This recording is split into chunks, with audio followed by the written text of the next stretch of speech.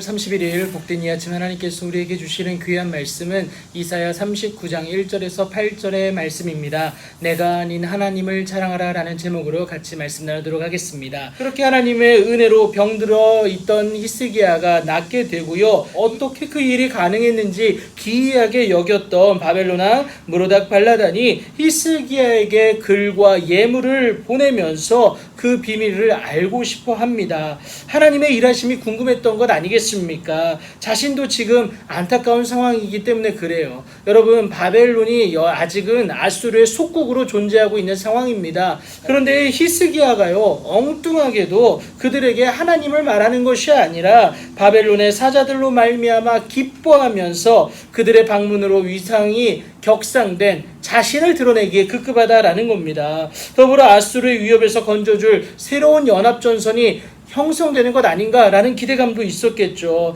하나님으로 말미암지 않는 불신앙의 모습 아닙니까? 히스기야는 그 위상을 자랑이라도 하려는 듯 여러분 보물창고와 무기고에 있는 것을 모두 다 보여줘 버립니다. 하나님이 아닌 자신을, 또 자신이 가진 물질을, 세상 권력을 드러내기에 급급했다라는 것이죠. 그런데 아이러니하게도요, 남유다가 가진 것보다 더 많은 것을 가진 곳이 어딥니까? 바벨론이었어요. 얼마나 코웃음 치겠습니까? 그들이 보고자 하는 건요, 세상적 기준이 아니라 그들의 경험한 세상의 기준을 뛰어넘는 하나님이었다라는 것이죠. 그동안 세상의 방법으로는 안 되는 것을 바벨론 또한 경험하지 않았습니까? 그래서 자연의 법칙을 거슬러서 당신의 백성을 사랑하시는 그 하나님이 그들이 궁금했던 겁니다. 마찬가지로 오늘을 살아가는 우리에게 세상이 요구하는 것은 하나님이지 다른 것이 아니다라는 것을 여러분 꼭 기억하시기 바랍니다. 하나님의 말씀대로 살아내는 우리 모습을 통하여서 그들 또한 하나님의 일하심을 경험하고 싶은 것, 이것을 의미하고 있는 겁니다. 사람의 생각과 지식, 그 경험으로는 지금의 고난을 이겨내기에는 한계가 있다라는 것을 그들도 경험해서 알고 있습니다. 그래서 이 한계를 세상의 방법이 아니라 도대체 하나님의 방법으로는 어떻게 이겨낼 수 있는지 그것이 궁금했다라는 것, 이것을 말하는 겁니다.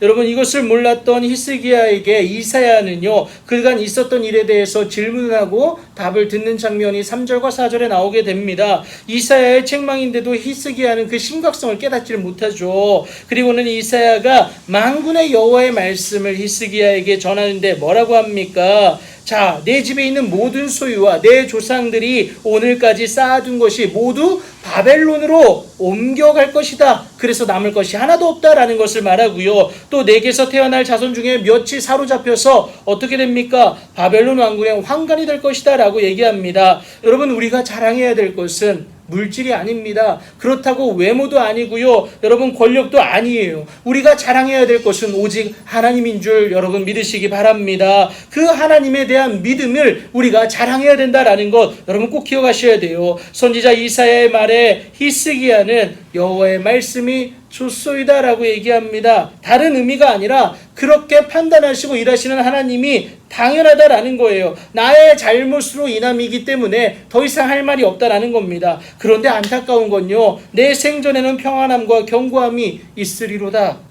여러분, 자신의 때에는 문제가 없다라는 것으로 만족하는데 여기에 그치지 말고 미래의 환난을 대비하는 그 모습이 있어야 된다라는 겁니다. 자신의 죄악으로 말미암은 것을 깨달았다면 여러분 목숨 걸고 기도함으로 15년을 연장해 주신 그 하나님의 일하심을 기대하는 것, 기도하는 것 필요하지 않겠습니까? 그러나 아무 생각 없이 반응합니다. 여러분, 오늘을 그리스도인으로 살아가는 우리에게도 이런 죄악된 모습이 있다라는 것 여러분 꼭 기억하셔야 됩니다. 여러분, 내 때만 괜찮으면 괜찮습니까? 여러분, 현재 나만 괜찮으면 괜찮은 걸까요? 아니라는 것이죠. 우리의 다음 세대만이 아니라 이웃 또한, 우리를 바라보고 있는 세상 사람들 또한 하나님의 사랑이 함께하길 기도하고 함께 해줘야 된다라는 것 여러분 꼭 기억하시기 바랍니다. 이것을 위해서 필요한 것은 무엇이냐? 내가 먼저 달라져야 된다라는 거예요. 하나님의 말씀을 살아내기 위하여서 삶을 치열하게 하나님의 말씀으로 덧입히는 과정이 필요하다라는 것 여러분 꼭 기억하셔야 되겠습니다.